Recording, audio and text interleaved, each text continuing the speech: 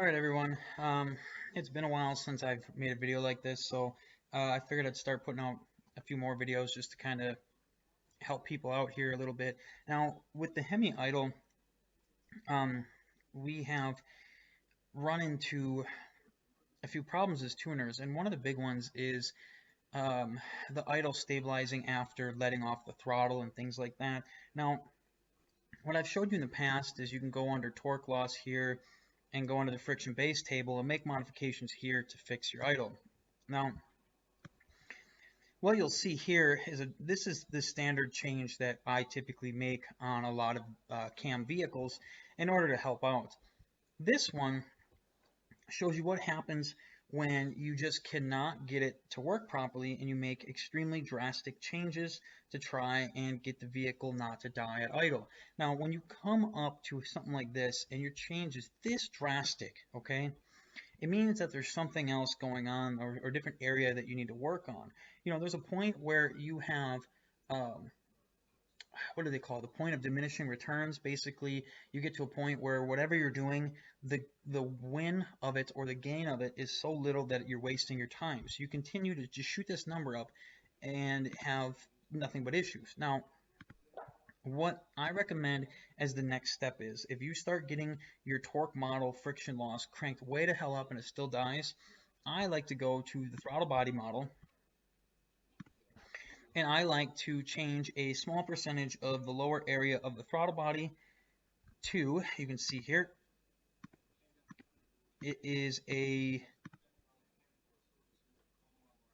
well, where am I at here? I keep forgetting. Higher number. Okay, so what we did on this vehicle here is we raised the number up, telling it that it flowed more airflow at lower voltage. Now, I recommend in this situation for people to make two separate files. So I recommend that you take one file, grab the low section, take 10% away, save it. Take another file, take the section, raise it up, save it. And then try both of them and see which way makes the vehicle run a little bit better.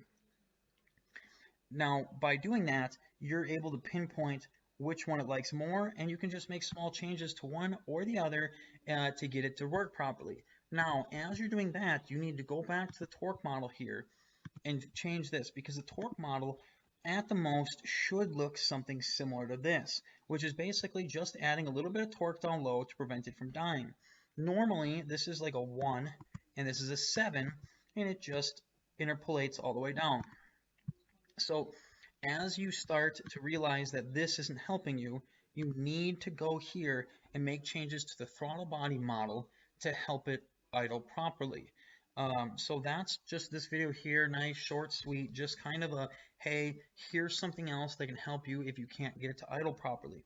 Now, with this being said, you also need to make sure that your fuel trims are properly. So when you tune a vehicle for a cam or whatever, first you start tuning the idle. You get the vehicle to idle properly. Once you get the vehicle to idle properly, you start getting to drive around and you get to drive properly. A lot of times as you get to drive properly, the idle starts to get messed up. And the reason that the idle gets messed up is because areas that you are driving cross into a different area where the fuel trims start to mess with it.